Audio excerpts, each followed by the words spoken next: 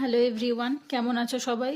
আশা করছি ভালো আছো। তো লাস্ট এক সপ্তাহ হয়েছে কারেন্ট অ্যাফেয়ার্সের কোনো ক্লাস দিতে পারিনি, তার জন্য এক্সট্রিমলি সরি। কিছু ব্যক্তিগত কারণে একটু বিজি ছিলাম, আর তার সাথে একটু শরীরটাও ভালো ছিল না, তো সেই কারণে ভিডিও সেভাবে কারেন্ট অ্যাফেয়ার্স আমার নিজেরও পড়া হয়নি, তো না পড়া হলে ভিডিও কী করে দেবো, সেই জন্য আর দিতে পারিনি।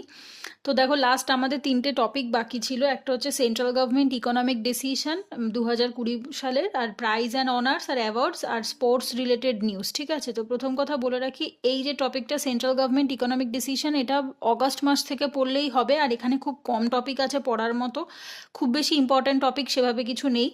প্রাইজ অ্যান্ড অনার্স থেকেও খুব সিলেক্টিভলি রয়েছে, বোঝার সেভাবে কনসেপ্ট ক্লিয়ার করার মতো বা তোমাদের পড়িয়ে বোঝাবার মতো সেরকম কিছু নেই, নিজেদেরকে মুখস্থ করতে হবে। কোনগুলো ইম্পর্ট্যান্ট সেগুলো আমি বলে দেবো।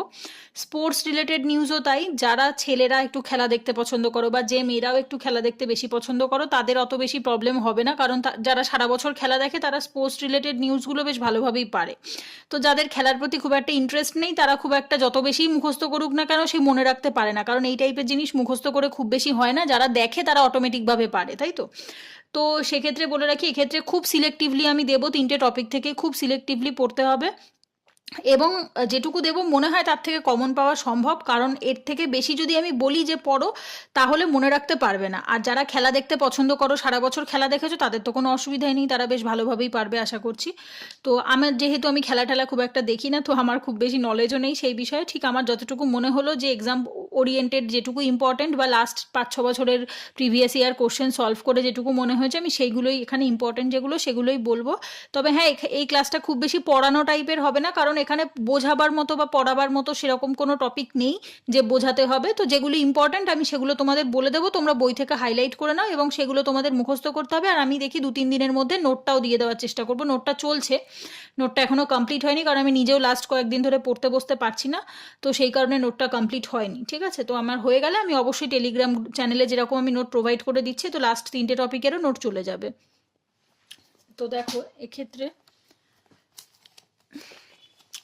কেন্দ্রীয় সরকারের 2020 সালের গুরুত্বপূর্ণ যে তোমার ইকোনমিক ডিসিশনগুলো, এই টপিকগুলো আমি এখানে হাইলাইট করেছিলাম পড়ার সময়, বাট আমি পরে পড়ে দেখলাম যে এগুলোর মেনলি কি লিখেছে আমি তোমাদের একবার বলে দিচ্ছি। কত টাকা বরাদ্দ হয়েছে সেটাই মেনলি বারবার করে লিখেছে, এই প্রজেক্টের জন্য এত টাকা, ওই প্রজেক্টের জন্য এত টাকা, বাট কোনোদিনও কোনো এক্সামে কত টাকা বরাদ্দ হয়েছে সেরকম কোশ্চেন আসে না। ঠিক আছে, যে অংশগুলোতে দেখবে যে গভর্নমেন্ট অমুক ইসের জন্য এত টাকা রেখেছে, অমুক ইসের জন্য তত টাকা রেখেছে, ওই টাইপের কোশ্চেন মানে টাইপের নলেজগুলো বলো বা যেই ধরনের এই নোটগুলো কন্টেন্টগুলো টোটালি স্কিপ করে যেতে পারো, কারণ এগুলো কোনো এক্সামে আসে না যে কত টাকা বরাদ্দ করা হয়েছে।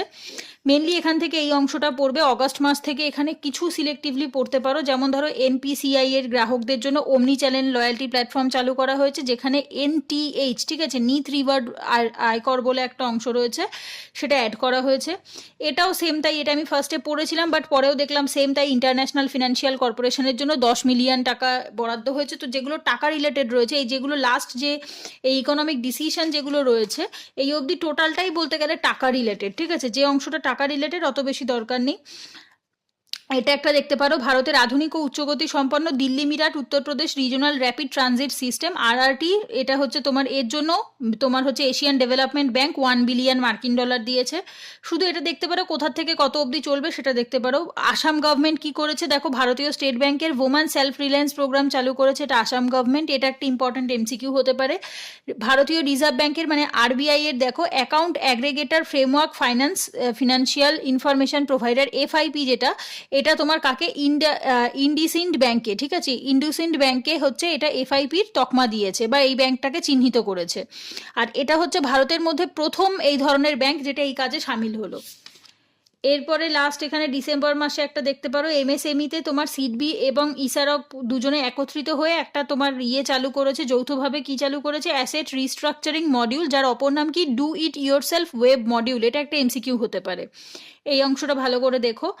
আচ্ছা, এখানটা একটু দেখতে পারো, ইন্টারন্যাশনাল অ্যাসোসিয়েশনস অফ ইন্স্যুরেন্স সুপারভাইজার্সের পদে সদস্যপদ গ্রহণ করলে international financial service centre authority, ঠিক আছে, আইএফএসসিএ, এরা হচ্ছে তোমার ইন্টারন্যাশনাল অ্যাসোসিয়েশনস অফ ইন্স্যুরেন্স সুপারভিশনের মেম্বার হয়ে জয়েন করেছে।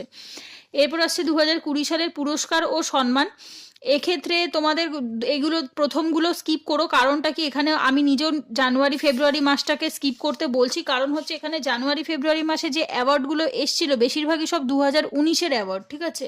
আর যেহেতু এক্সাম মার্চ বা এপ্রিলে হবে, তো লাস্ট এক বছর মোর দ্যান এনাফ। জানুয়ারি ফেব্রুয়ারিটা স্কিপ করাটাই আমার মনে হয় বুদ্ধিমানের কাজ হবে। চাইলে পড়তে পারো, আমি বারণ করছি না, চাইলে পড়তে পারো যদি তোমার হাতে সময় বেশি থাকে, যদি মনে হয় পড়ে মনে রাখতে পারবে তবেই। বাট আমি পার্সোনালি নিজেও জানুয়ারি ফেব্রুয়ারিটা অ্যাভয়েড করে গেছি, মার্চ মাস থেকে পড়েছি, কারণ মার্চ মাস থেকে নতুন মোটামুটি তোমার আপডেটেড এসছে। এখানে মার্চ মাসে যেগুলো ইম্পর্টেন্ট আমি সেগুলো বলে দিচ্ছি। যেমন দেখো, পিলিৎজার আর্কিটেকচার অ্যাওয়ার্ড যেটা রয়েছে সেটা পড়তে পারো। তারপরে কাকে দিয়েছে শুধু এটুকু পড়বে, আর ডিটেলে যাওয়ার কোনো প্রয়োজন নেই। অ্যাবেল প্রাইজ যেটা রয়েছে এটা কাকে দিয়েছে শুধু এটুকু পড়বো, তার থেকে বেশি ডিটেলসে আমি শুধু যেগুলোর নাম বলে দিচ্ছি সেগুলো কাকে দিয়েছে শুধু সেটুকু পড়বে, তাহলেই এনাফ। টাইম ম্যাগাজিনের তোমার 100 ওমেন অফ দি ইয়ার, এক্ষেত্রে দেখো ওমেন অফ দি ইয়ারের 100 জন মহিলাদের এখানে নেওয়া হয়েছে। এটাতে অমৃতা কর স্বাধীনতা সংগ্রামী এবং ইন্দিরা গান্ধী প্রাক্তন প্রধানমন্ত্রী, এদের দুজনের নাম রয়েছে, এটা ইম্পর্টেন্ট। হিন্দু প্রাইজে শান্তনু দাসকে দেওয়া হয়েছে, আর থিম কি ছিল মানে কোন গ্রন্থের জন্য দেওয়া হয়েছে সেই গ্রন্থটার নামটা পড়ো। লিমকা বুক অফ অ্যাওয়ার্ড রেকর্ডসের নথিভুক্ত করা হয়েছে CLW, ঠিক আছে। চিত্তরঞ্জন লোকোমোটিভ ওয়ার্কার্স, কারণটা কি, তারা হচ্ছে 2019-20 সালে 431টা হচ্ছে লোকোমোটিভ তৈরি করেছে, করে রেকর্ড তৈরি করেছে বলে এদেরকে লিমকা বুক অফ অ্যাওয়ার্ডসের তোমার নাম নথিভুক্ত করা হয়েছে। এক্ষেত্রে অর্ডার অফ রাইজিং সান অ্যাওয়ার্ডসটা মণিপুরের অ্যালোপ্যাথিক ডাক্তার থাংজাং দাবালি সিং, জাপান, মানে তাকে দেওয়া হয়েছে কার দ্বারা, জাপান সরকারের দ্বারা। মে মাসের এক্ষেত্রে দেখো ওয়ার্ল্ড এয়ারপোর্ট অ্যাওয়ার্ডসের এখানে ভারতের কোম্পাগুড়া ইন্টারন্যাশনাল এয়ারপোর্ট, এটা হচ্ছে তোমার 68তম স্থানে রয়েছে, যেটা ভারতের মধ্যে বেস্ট রিজনাল এয়ারপোর্টের তকমা পেয়েছে এশিয়ার মধ্যেও। ভারতেরও 1 নম্বরে রয়েছে, আর এশিয়ার মধ্যেও বেস্ট রিজনাল অ্যাওয়ার্ডটাও পেয়েছে। এছাড়া এখানে কমনওয়েলথ শর্ট স্টোরি প্রাইজটা দেখতে পারো, এটা মোটামুটি ইম্পর্টেন্ট, কৃত্তিকা পান্ডেকে দেওয়া হয়েছে। World no tobacco day awards দেখো কাকে দেওয়া হয়েছে, socio economic and educational development society seeds, এটা হচ্ছে একটা ভারতীয় NGO সংস্থা। বায়োডাইভার্সিটি অ্যাওয়ার্ড এটা দেওয়া হয়েছে প্রিন্স অ্যালবার্টের, এটা তোমার ফাউন্ডেশনের দ্বারা। হায়দ্রাবাদের ডেকান ডেভেলপমেন্ট সোসাইটিকে দেওয়া হয়েছে বায়োডাইভার্সিটি অ্যাওয়ার্ড। জার্মান বুক ট্রেন্ড প্রদত্ত শান্তি পুরস্কার, এটা দেওয়া হয়েছে ভারতের নোবেল পুরস্কার জয়ী অমর্ত্য সেনকে। আচ্ছা, এটা মোটামুটি দেখতে পারো, না চাইলে নাও দেখতে পারো। এটা তোমার মহারাষ্ট্র গভর্নমেন্টের দ্বারা দেওয়া হয়, Vitabhai Narayan Gaokar lifetime achievement award, চাইলে দেখতে পারো, না চাইলে স্কিপ করে যেতে পারো। স্কচ অ্যাওয়ার্ডটা দেখো, আর 65তম 2020 স্কচ অ্যাওয়ার্ডটা মোটামুটি ইম্পর্টেন্ট। 3টে সেক্টর দেখবে কোন কোন সেক্টরে এটা দেওয়া হয়। PC মাহালনবিশ অ্যাওয়ার্ডটা দেখতে পারো, কারণ হচ্ছে এটা তোমার ডক্টর PC মাহালনবিশের উপলক্ষে 29শে জুন দেওয়া হয়। আর এটা হচ্ছে তোমার স্ট্যাটিস্টিক্স ডে বলা হয়, ওনার জন্মবার্ষিকী উপলক্ষে স্ট্যাটিস্টিক্স ডে হিসাবে পালন করা হয়। আর এবছর দেওয়া হয়েছে ভারতের RBI এর গভর্নর ডক্টর চক্রবর্তী রঙ্গরাজানকে, ঠিক আছে। ইনি RBI এর প্রাক্তন গভর্নর ছিলেন, মানে এক্স RBI গভর্নর ছিল। গ্লোবাল হিউম্যানিটেরিয়ান অ্যাওয়ার্ডসটা দেখবে, এখানে দেখবে ন্যাশনাল মিডিয়া ক্লাবের প্রেসিডেন্ট এবং শ্রীরাম সেবা মিশনের প্রতিষ্ঠাতা সচিন অবস্তিকে দেওয়া হয়েছে। শুধু এখানে নামগুলো ইম্পর্টেন্ট, আর ডিটেলে কিচ্ছু যাবে না, কোন অ্যাওয়ার্ড আর কাকে দেওয়া হয়েছে। এবং আমি নোট যখন দেবো, নোটেও ঠিক ওইটুকুই প্রোভাইড করা থাকবে, অ্যাওয়ার্ডের নাম আর সেই বরাবর একটা অ্যারো দিয়ে শুধু কাকে দেওয়া হয়েছে সেই নামটুকু। এরপর আসছে Diana award roll of honours, এটা পড়তে পারো, না চাইলে স্কিপ করতে পারো, অত বেশি ইম্পর্টেন্ট নয়। UNIFIL এনভায়রনমেন্ট অ্যাওয়ার্ডটা, এটা ইন্ডিয়ান ব্যাটালিয়ান বা INDBATT, এটা হচ্ছে তোমার ইন্ডিয়াতে এদেরকে ফার্স্ট পুরস্কৃত করা হয়েছে, দ্বিতীয় দিয়েছে, দরকার নেই দেখার, ঠিক আছে। এরপর আসছে ইন্টারন্যাশনাল প্রেস ফ্রিডম প্রাইজ যেটা রয়েছে, দেখো এক্ষেত্রে বাংলাদেশের শহীদুল আলম যিনি, ওনাকে দেওয়া হয়েছে। আর রাশিয়ারও রয়েছে, বাট ইন্ডিয়ার কেউ নেই। ইন্ডিয়ার যেগুলো দেখি, একটা জিনিস মাথায় রাখবে, ওয়েস্ট বেঙ্গল এবং হচ্ছে ইন্ডিয়া, এই দুটোতে যদি কেউ কোনো অ্যাওয়ার্ড পেয়ে থাকে, সেই দুটো আমাদের এক্সাম পয়েন্ট অফ ভিউ থেকে একটু বেশি ইম্পর্টেন্ট হয়। যদি অন্য দেশের পায় তো বাংলাদেশ, চায়না হলে তবু ঠিক আছে, মনে রেখো। এর বাইরে যদি বেশি দূরের দেশ থেকে কেউ পায় তো অত বেশি ফোকাস করার দরকার নেই। বুকার প্রাইজটা পড়বে, এটা ইম্পর্টেন্ট। বার্ন সুগার উপন্যাসের জন্য দেওয়া হয়েছে পুরস্কারটা অবনী দোষীকে। আচ্ছা, এরপর এখানে পড়বে গান্ধিয়ান ইয়ং টেকনোলজি ইনোভেশন অ্যাওয়ার্ডস পড়বে, খড়গপুর IITর গবেষকদের এটা তোমার মানে এই অ্যাওয়ার্ডটা দেওয়া হয়েছে।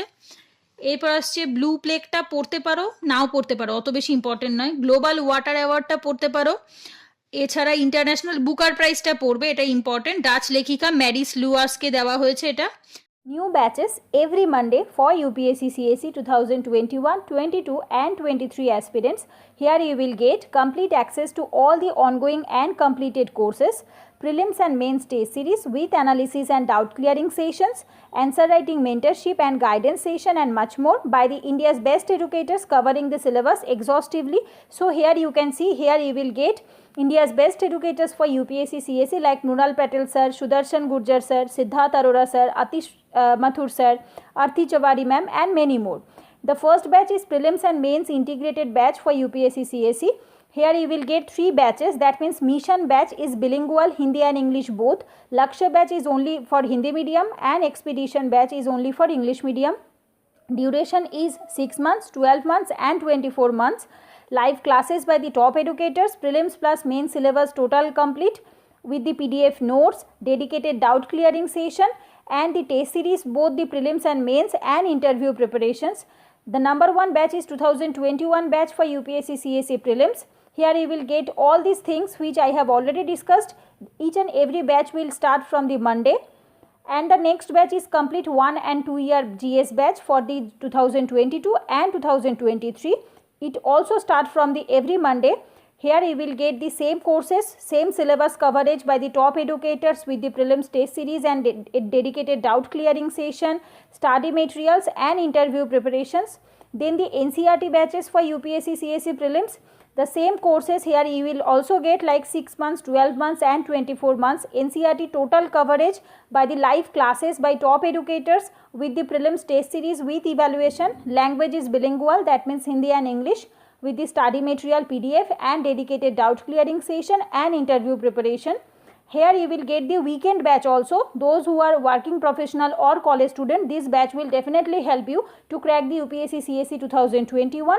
Here you will get 100% syllabus coverage, pre-cum-mains subject, dedicated doubt clearing session, weekend classes without disrupting office work and taught by the top educators of Unacademy. So for that, what you have to do, first you have to download the Unacademy Learning app from the Play Store. Then you have to register or sign in into the app and you have to select the goal as UPSC CSE GS and you have to choose any of the courses which you want. And then when a page prompted, you have to give my referral code, that is Pooja10, and you will get the instant 10% discount on each and every courses you want to buy. Because you have only few days in your hand to enjoy the 10% discount for all the UPSC CSE courses like Plus subscription and Iconic subscription. So take your subscription now and get a massive 10% instant discount by using my code Pooja10, and I have given my link in my description below. You can go and check it out. So don't waste time and take your subscription now. এখানে September মাসে তুমি human capital management excellence অ্যাওয়ার্ডটা পড়বে কাকে, state bank of ইন্ডিয়াকে দেওয়া হয়েছে। নাই দিশা নামক একটা নতুন দিশা আর কি, হিন্দিতে বলে নাই দিশা, তো এই কর্মসূচিটা চালু করার জন্য দেওয়া হয়েছে। ইন্দিরা গান্ধী শান্তি পুরস্কারটা পড়বে 2019 সালের, এটা দেওয়া হয়েছে স্যার ডেভিস অ্যান্টেরবার্গকে। এছাড়া এইটা পড়বে WSIS প্রাইজ, কারণ এটা ওয়েস্ট বেঙ্গলের সাথে জড়িত, যেহেতু পশ্চিমবঙ্গের সবুজ সাথী অনলাইন 3.0 প্রজেক্টের জন্য এটা কি করেছে, ই গভর্নেন্স ক্যাটাগরিতে WSIS, যেটা world summit on the information সোসাইটিতে, এটা হচ্ছে তোমার দেওয়া হয়েছে ওয়েস্ট বেঙ্গলের সবুজ সাথী প্রকল্পের জন্য, ঠিক আছে। এরপর জাতীয় শিক্ষক পুরস্কার দিবসটা পড়তে পারো, এটাতে তোমার Eklavya birthday garden, theatre in education, Eklavya tribal museum, skill development workshop, এইগুলোর জন্য হচ্ছে তোমার একলব্য যে মডেলে যে স্কুলগুলো তৈরি হয়েছে তাদেরকে দেওয়া হয়েছে। এরপর আসছে এশিয়া গেম চেঞ্জার অ্যাওয়ার্ডস। দেখো এক্ষেত্রে মাইকেল স্টারের প্রধান বিকাশ খান্না, ওনাকে দেওয়া হয়েছে, এটা পড়বে, শুধু নামগুলো পড়বে। আইজি নোবেল প্রাইজ, এটা হচ্ছে প্রধানমন্ত্রী নরেন্দ্র মোদীকে দেওয়া হয়েছে।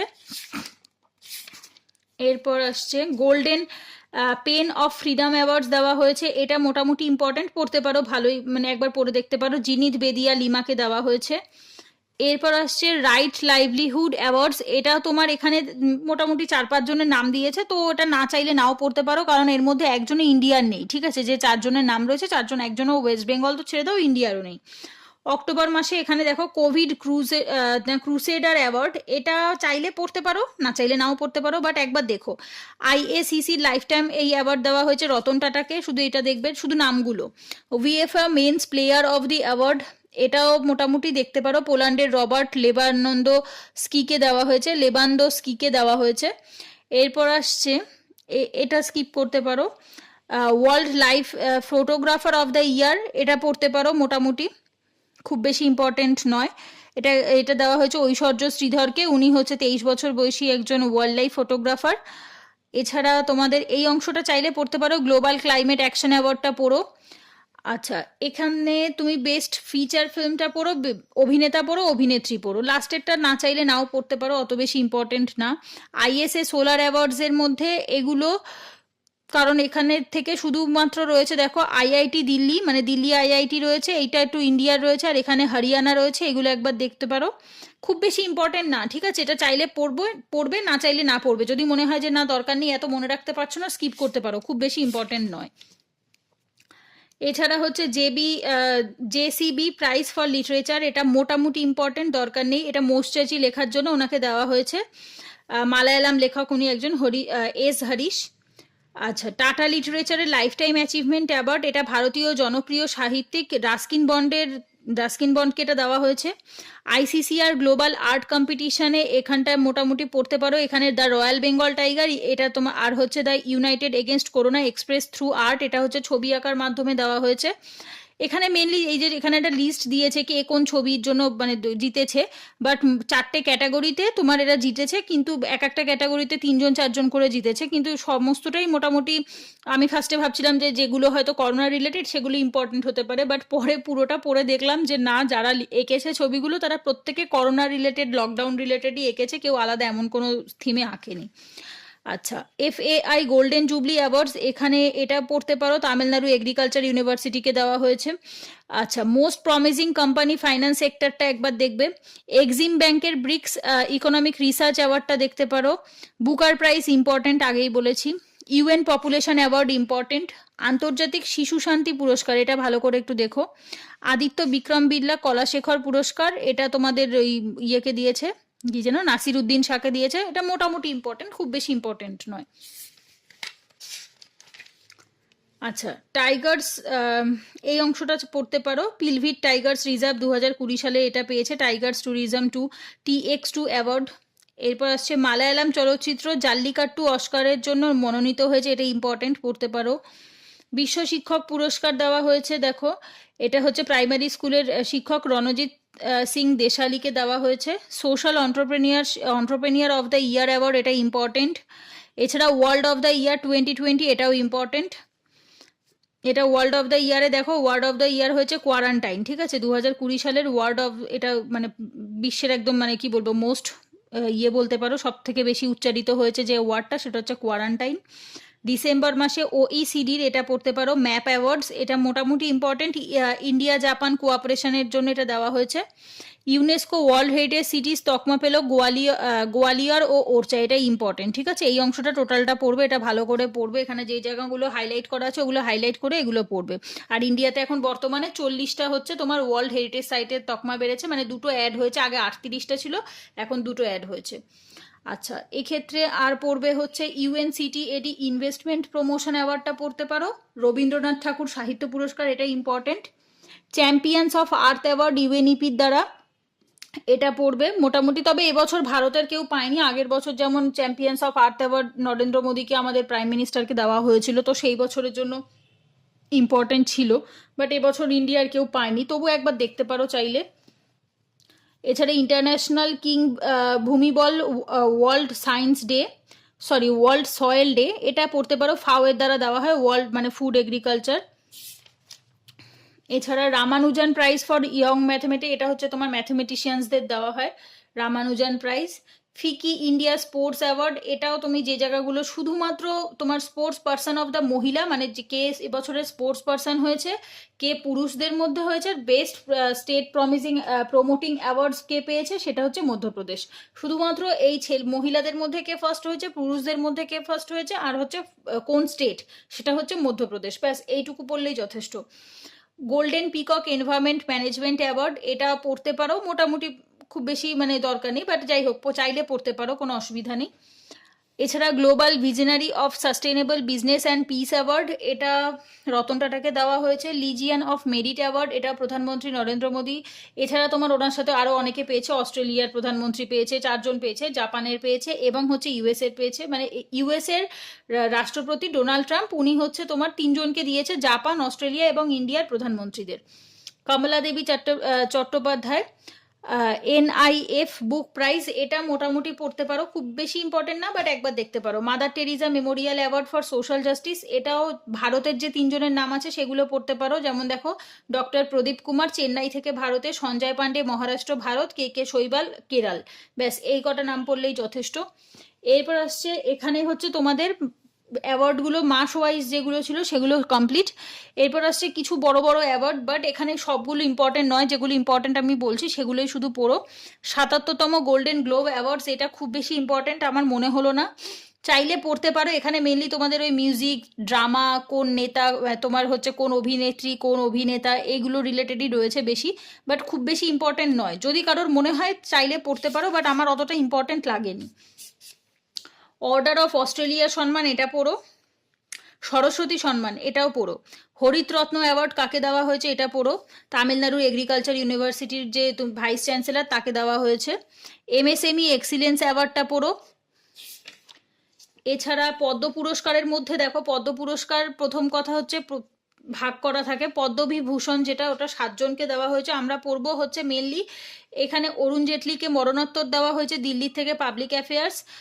তারপর হচ্ছে মেরিকমকে দেওয়া হয়েছে ক্রিয়া মণিপুরের থেকে, আর সুষমা স্বরাজকেও মরণোত্তর, মানে হচ্ছে পোস্ট হিউমাসলি, মারা যাওয়ার পর যেটা দেওয়া হয়, বাংলায় বলে মরণোত্তর, ইংলিশে বলে পোস্ট হিউমাসলি, এটাও পাবলিক অ্যাফেয়ার্স দিল্লি।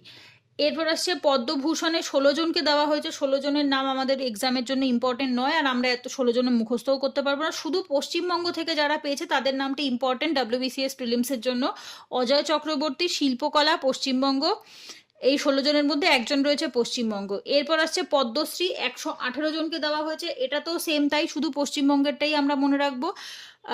এই দেখো এখানে শিক্ষা ও সাহিত্যে পশ্চিমবঙ্গ থেকে পেয়েছে কাজী মাসুর আক্তার। ডক্টর সুশোভন ব্যানার্জি পেয়েছে চিকিৎসা বিজ্ঞান, পশ্চিমবঙ্গ। ডক্টর অরুণোদয় মণ্ডল পেয়েছে চিকিৎসা বিজ্ঞান, পশ্চিমবঙ্গ। 62তম গ্র্যামি পুরস্কার 2020 সালের, এখানে record of the year, back day, belly Alice, এটা মোটামুটি ইম্পর্টেন্ট, খুব বেশি নয়, চাইলে পড়তে পারো, না চাইলে নাও পড়তে পারো। বাফটাটাও খুব বেশি ইম্পর্টেন্ট নয়। স্কচ অ্যাওয়ার্ডটা মোটামুটি ইম্পর্টেন্ট। ইন্টারন্যাশনাল ই গভর্নেন্স অ্যাওয়ার্ড, এটার তোমার থিমটা কি ছিল সেটাই mainly important, India 2020 digital transformation. কারণটা কি, এখানে 6টা বিভাগে হচ্ছে পুরস্কৃত করা হয়েছে, বাট একটা বিভাগের মধ্যেও ওয়েস্ট বেঙ্গলের কোনো নাম নেই। তো সুতরাং চাইলে 6টা বিভাগ কি কি ছিল প্রিলিমসে আসবে না অন্তত, ঠিক আছে? 6টা বিভাগ কি কি সেটা প্রিলিমসে আসার চান্স নেই, বাট হ্যাঁ মেন্সে আসতে পারে বা ইউপিএসসি প্রিলিমসে আসতে পারে, বাট WBCS প্রিলিমসে এরকম টাইপের কোশ্চেন আসবে না, যেখানে ওয়েস্ট বেঙ্গলের একটাও কোনো নাম নেই। তো সেটা চাইলে পড়তেও পারো, স্কিপও করতে পারো।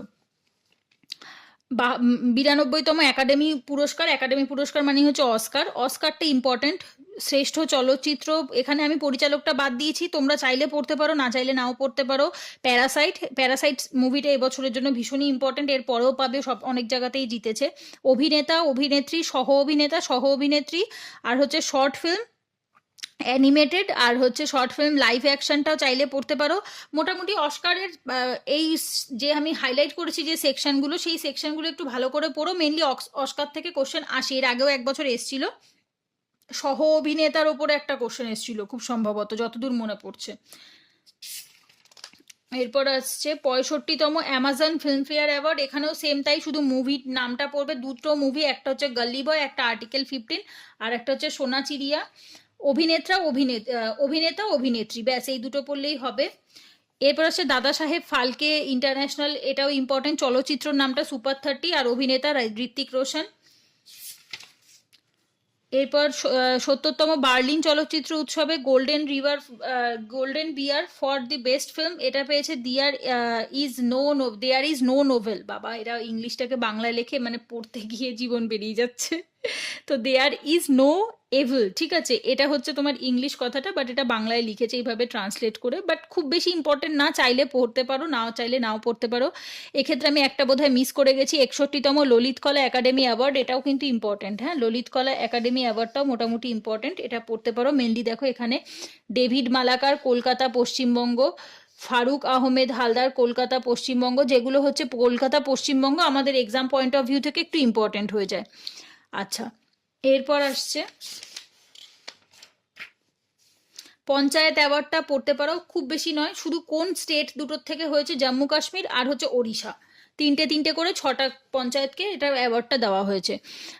এরপর হচ্ছে ওয়ার্ল্ড প্রেস ফ্রিডম ডে উপলক্ষে দেখো DW যেটা রয়েছে ওখানে ভারতের সিদ্ধার্থ ভদ্রাজানকে, ওনাকে হচ্ছে তোমার এটা স্কচ স্পিচ অ্যাওয়ার্ডটা, ফ্রিডম অফ স্পিচ অ্যাওয়ার্ড দেওয়া হয়েছে। এটা হচ্ছে তোমার দেওয়া হয় তোমার ইয়েদেরকে, জার্নালিস্টদেরকে মেনলি দেওয়া হয়, প্রেস ফ্রিডম বলতে পারো, বা হচ্ছে স্পিচের যে ফ্রিডমটা সেটার লেখার জন্য আর কি। এটা আমাদের ইন্ডিয়া থেকে যিনি ফার্স্ট হয়েছে, এটা ইম্পর্টেন্ট, সিদ্ধার্থ ভরদারাজন, ঠিক আছে। এরপর আসছে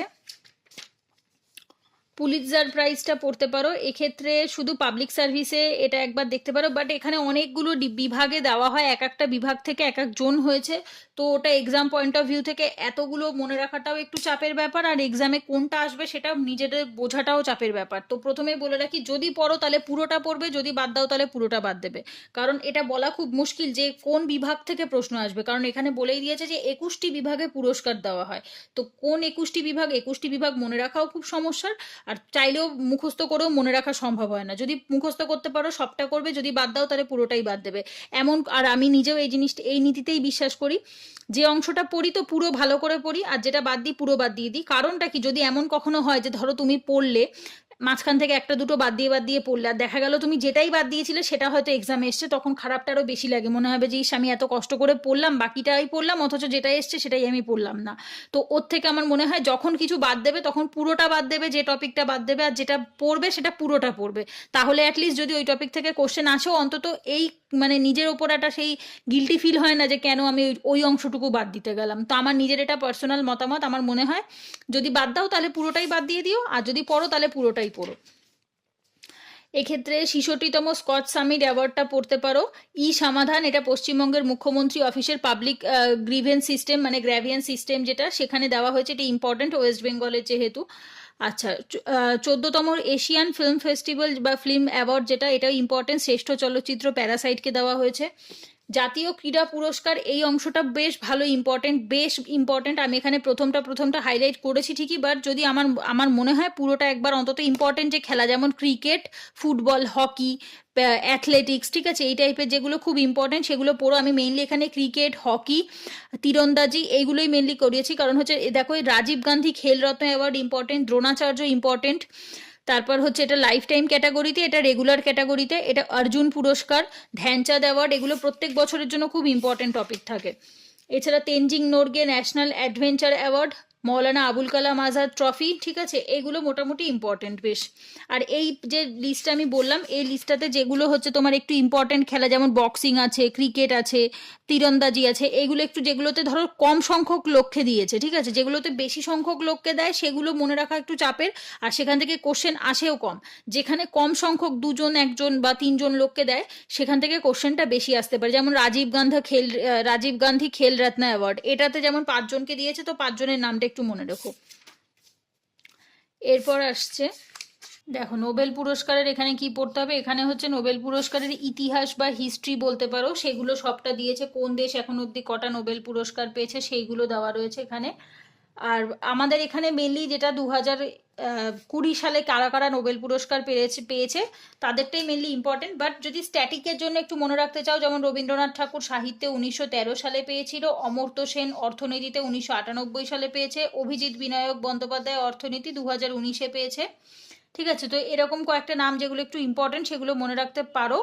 আর আমাদের মেনলি এখানে 2020 সালের গুলোই মনে রাখতে হবে। পদার্থবিদ্যায় কারা 3জন পেয়েছে, রসায়নে কারা 3জন পেয়েছে মানে ফিজিক্স কেমিস্ট্রি, তারপর চিকিৎসাতে কারা কারা কোন 3জন পেয়েছে, সাহিত্যে কোন একজন পেয়েছে, পিসে একজন পেয়েছে, অর্থনীতিতে 2জন পেয়েছে। তো একটা কথা বলে রাখি, 2জন 3জন যেখানে থাকে সেগুলো প্রিলিমসে আসার সম্ভাবনাটা একটু কম, ঠিক আছে। কিন্তু যদি একজন থাকে, স্পেশালি হচ্ছে সাহিত্য এবং শান্তি, এই দুটো কিন্তু খুব ইম্পর্টেন্ট, এবং অর্থনীতিটাও ইম্পর্টেন্ট, বাট পড়বে প্রত্যেকটা, স্পেশালি নাম, প্রিলিমসের নাম ছাড়া সেভাবে কিছু আসে না, বা কোন ফিল্ড বা কোন কাজের জন্য পেয়েছে। যেমন ইউপিএসসি প্রিলিমসে হলে অনেক সময় কাজ, কোন কাজটার জন্য তারা পেয়েছে সেটা বেশি ইম্পর্টেন্ট, বাট ডাব্লিউবিসিএস প্রিলিমসের জন্য শুধুমাত্র নামগুলো ইম্পর্টেন্ট পড়লে পরেই যথেষ্ট। এবার আসছে খেলাধুলার খবর। সেক্ষেত্রে আমি আগে থাকতে বলে দিই, খেলাধুলার খবর আমি নিজেও খুব বেশি জানি না, পড়িও না। শুধু প্রিলিমসে মনে রাখার জন্য আমার মনে হয় শুধু এই অংশগুলো ইম্পর্টেন্ট, ঠিক আছে। বেশি ডিটেলে প্রিলিমসে কোশ্চেন আসে না, শুধু মেনলি হচ্ছে কোথায় হয়েছে। যেমন দেখো, 13তম আইসিসি অনূর্ধ্ব 2019-এর ওয়ার্ল্ড কাপ চ্যাম্পিয়ন কে হয়েছে? বাংলাদেশ। ভারতের বিরুদ্ধে টেস্ট সিরিজ জিতলো কে? নিউজিল্যান্ড, ঠিক আছে। তো এই রকম যে জাস্ট কোনটা কোনটা কে জিতেছে, কোথায় হয়েছে, কে অবসর নিয়েছে, কোন খেলার থেকে কত সালে, জাস্ট একটা ফ্যাকচুয়াল ডিটেলস ইম্পর্টেন্ট। যেমন রঞ্জি ট্রফি কারা জিতেছে? সৌরাষ্ট্র। 2020 সালের এগুলো অত বেশি ইম্পর্টেন্ট না, যেমন করোনার কারণে তো অনেক খেলা তোমার ক্যান্সেল হয়েছে, স্থগিত হয়েছে, তো সেইগুলো বলেছে। 2021-এ পুরুষদের টি20 ওয়ার্ল্ড কাপ কোথায় হবে? ভারতে হবে। স্পেশালি যেগুলো ভারতে হবে সেগুলো বেশি ইম্পর্টেন্ট। এখানে আমি নিজেও ভেতর ডিটেল সেভাবে পড়িনি, এবং আমি বলবো যারা অত খেলা পছন্দ করো না, যারা পছন্দ করো ওয়েল অ্যান্ড গুড, খুব ভালো কথা, তোমাদের এমনিই মনে থাকবে। যারা অত বেশি পছন্দ করো না বা মনে রাখতে অসুবিধা হচ্ছে, তারা শুধুমাত্র ওয়ান লাইনার করে যেখানে যেখানে যে স্থানে হয়েছে, যে দেশ জিতেছে, আর হচ্ছে কোন স্টেট জিতেছে, শুধু এইটুকু মনে রাখলে আমার মনে হয় হয়ে যাবে, এর চেয়ে বেশি দরকার নেই। যেমন দেখো, মহিলাদের টি20 চ্যালেঞ্জার টাইবেল স্পন্সার জিও, ঠিক আছে, জাস্ট কি করেছে? স্পন্সার করেছে জিও। আচ্ছা, এরপর অবসরগুলো চাইলে পড়তে পারো, না চাইলে নাও পড়তে পারো। কারণটা হচ্ছে অবসর একজন দুজন নেয়নি। 2020 সালে আমি পড়া ফার্স্টে ভাবছিলাম অবসরগুলো ইম্পর্টেন্ট, বাট পড়ে দেখলাম তারপরে বহু লোক অবসর নিয়েছে, বহু লোক, ঠিক আছে। তো অতজনের আর অবসর থেকে এমসিকিউ বানানোটাও একটু চাপের ব্যাপার। কে অবসর নিয়েছে এরকম ভাবে বলাটা খুব ইম্পর্টেন্ট, অত বেশি মনে রাখা যায় না। বাট হ্যাঁ, মহেন্দ্র সিং ধোনি অবসর নিয়েছে, এটা একটু ইম্পর্টেন্ট, যেহেতু উনি খুব ইম্পর্টেন্ট একজন ব্যক্তিত্ব ইন্ডিয়ার ক্রিকেটের পার্সপেক্টিভে, আর তাছাড়া এক্সাম পয়েন্ট অফ ভিউ থেকেও। আন্তর্জাতিক ক্রিকেটের দ্রুততম 22,000 গন্ডি ক্রস করলো কে? বিরাট কোহলি, এটা ইম্পর্টেন্ট। এক দিবসীয় আন্তর্জাতিক ক্রিকেটের দ্রুততম 12,000 রান করেছে বিরাট কোহলি, এটাও ইম্পর্টেন্ট। এছাড়া ফুটবল, ওগুলো গেল ক্রিকেটের, এটা আসছে ফুটবলের। এখানে মোহনবাগান আই লিগ যে চ্যাম্পিয়ন সেটা জিতেছে। 2021-এ ভারত অনুষ্ঠিত হবে ফিফা, যেটা তোমার আন্ডার 17 যে ফিফা ওয়ার্ল্ড কাপ, সেটার মহিলাদের ওটা হবে ইন্ডিয়াতেই অনুষ্ঠিত হবে। 2021-এর 18তম ফিফা ওয়ার্ল্ড কাপ আয়োজিত হচ্ছে জাপানে। এছাড়া বাকিগুলো হকি, অ্যাথলেটিক্স, ভারোত্তোলন, কুস্তি, এগুলো চাইলে পড়তে পারো, বাট আমি নিজে খুব একটা পড়ে মনে রাখতে পারবো না, তো সেই কারণে আমি ব্যক্তিগত কারণে আমি নিজেও পড়িনি, কারণ যেগুলো আমার পড়ে মনে থাকে না আমি সেগুলো পড়ি না। কারণ বেকার ব্রেনকে প্রেশার দেবো, পড়বো, অথচ এতে কি হয়, পড়া জিনিসও ভুলে যেতে পারি। তো ওই কারণে যাদের মনে হবে ভালো লাগছে তারা ডেফিনেটলি পড়ো, বাট যাদের মনে হবে যে পার্সোনালি আমি নিজে পছন্দ করি না, তো দরকার নেই পড়ার। দাবাটা পড়তে পারো, দাবাটা মোটামুটি ইম্পর্টেন্ট হয়। যেমন ভারতের দেখো কনিষ্ঠতম গ্র্যান্ড মাস্টার 13 বছর বয়সী ধর্মরাজ গুরকেশ, উনি 22শে ফেব্রুয়ারি চ্যাম্পিয়ন হয়েছে কত? 34তম কান ওপেন 2020 চেস প্রতিযোগিতায়। এটা হচ্ছে তোমার ফ্রান্সের কান শহরে হয়েছিল। এছাড়া এখানে অনেকগুলো খেলা দিয়েছে, যেমন লন টেনিস আছে, স্কোয়াশ আছে, টেবিল টেনিস আছে, চাইলে তোমরা পড়তে পারো, বক্সিং আছে। বাট আমার নিজের মনে হয়েছে পার্সোনালি এগুলো থেকে কোশ্চেন এইভাবে খুব একটা দরকার নেই। আর লাস্টে একটা জিনিস রয়েছে, এখানে ভারতে গড়ে উঠতে চলেছে 7টি হাই পারফরমেন্স হকি সেন্টার। এই 7টি হাই পারফরমেন্স হকি সেন্টারের একটাও পশ্চিমবঙ্গের মধ্যে পড়ে না, সবকটা ভারতের মধ্যে, যেমন কর্ণাটক, ওড়িশা, নিউ দিল্লি, মহারাষ্ট্র, এরকম ভাবে রয়েছে। বাট ওয়েস্ট বেঙ্গলে একটাও নেই। যদিও ওয়েস্ট বেঙ্গলে থাকতো আমি ডেফিনেটলি হাইলাইট করতাম, WBCS prelims point of view একটু ইম্পর্টেন্ট হতো। আর 7টা যদি মনে রাখতে পারো তাহলে ডেফিনেটলি পড়ো। এই অংশটা ইম্পর্টেন্ট, একে বলে রাখি, কিন্তু ডিটেলে সবটা নয়। মেক্সিকান ওপেন লন টেনিস প্রতিযোগিতা পুরুষদের সিঙ্গেলসে কে হয়েছে? রাফায়েল নাদেল, স্পেন থেকে। এখানে দেখো মহিলাদের সিঙ্গেলসটাও পড়তে পারো, এখানটা আমি যদিও দাগাইনি, বাট হ্যাঁ ডেফিনেটলি মহিলাদের এবং পুরুষদের দুজনেরই সিঙ্গেলসটা পড়বে, ঠিক আছে। মানে একা একা খেলে কে জিতেছে, মহিলা পুরুষ দুজনেরই সিঙ্গেলগুলো পড়তে হবে। এছাড়া মহেন্দ্র সিং ধোনি ক্রিকেট থেকে অবসর নিয়েছে, এই অংশটা চাইলে পড়তে পারো, একটু ডিটেলে যাদের ইন্টারেস্ট আছে ডেফিনেটলি পড়বে। ইটালিয়ান ওপেন সেম তাই, এখানে আমি যদি মহিলাগুলো এখানে হাইলাইট করা হয়নি, বাট ডেফিনেটলি প্রত্যেকটারই হচ্ছে মহিলা এবং পুরুষ, ঠিক আছে, সিঙ্গেলগুলো পড়বে। অত যেগুলোতে তোমার ডাবল রয়েছে ডাবলস পড়ার দরকার নেই, ডাবলস থেকে কোশ্চেন খুব কম আসে, আসলে সিঙ্গেলগুলো থেকেই কোশ্চেন আসবে। এছাড়া এখানে হচ্ছে লাস্ট তোমাদের ইউএস ওপেন টেনিস প্রতিযোগিতা, প্রত্যেকটা যেগুলো বললাম সেগুলোর হচ্ছে শুধু পুরুষদের এবং মহিলাদের সিঙ্গেলগুলো পড়বো। দিল্লিকে হারিয়ে পঞ্চম আইপিএল খেতাব মুম্বাই ইন্ডিয়ান্সের, তো এটার আমার মনে হয় না ডিটেল অত পড়ার দরকার আছে। দিল্লি, এটা যারা আইপিএল খেলা দেখেছে তারা এমনিই পারবে। তো জাস্ট কে চ্যাম্পিয়ন হয়েছে, মুম্বাই হয়েছে দিল্লিকে হারিয়ে, ঠিক আছে, রানার আপ হয়েছে দিল্লি। এইখানে একটা জিনিস দেখো, এই লাস্ট এই অংশটা ইম্পর্টেন্ট, এখানটা পুরো আমি ইয়েলো করেছি। এই অংশটার থেকে আমি এর আগের অনেক কোশ্চেন পেয়েছি, ডাব্লিউবিসিএস প্রিলিমসেও পেয়েছি, প্লাস হচ্ছে তোমার যে মক টেস্টগুলো হয় সেই মক টেস্টগুলোতেও পেয়েছি। এই অংশটা একটু ভালো করে পড়ো, আগামী দিনে বা আগামী বছরগুলোতে কোথায় কোথায় কোন কোন খেলার ট্রফি যে তোমার ইয়েগুলো হয় সেগুলো কোথায় হবে খেলাগুলো, ঠিক আছে, এইগুলো কিন্তু খুব ইম্পর্টেন্ট। আইসিসি চ্যাম্পিয়ন্স ট্রফি পুরুষদের 2021-এ ভারতে হবে, মহিলাদের আইসিসি বিশ্বকাপ 2021 নিউজিল্যান্ডে, পুরুষদের আইসিসি বিশ্বকাপ 2023-এ ভারতে। এইগুলো মেইনলি পড়তে হবে, মহিলা এবং পুরুষ 2021, 22, 23, ঠিক আছে। এখানে তুমি দেখো 2030, 34ও পেয়ে যাবে, আমি হাইলাইট করেছি ঠিকই, বাট আমার মনে হয় না 30, 34-এরটা হয়তো 2021-এর এক্সামে দেবে। মেনলি হচ্ছে আগামী 3 থেকে 4 বছর 2021 থেকে 2024 সালের মধ্যে যে যে খেলা হবে সেই খেলাগুলো কোথায় অনুষ্ঠিত হচ্ছে, এবং সব খেলা ইম্পর্টেন্ট হয় না, কিছু যেমন দেখো cricket important, Olympic important, Asian games important, national games important, Commonwealth important, hockey important, football important, athletics important, অতটা নয় খুব বেশি, ব্যাডমিন্টনটা একবার দেখতে পারো মোটামুটি।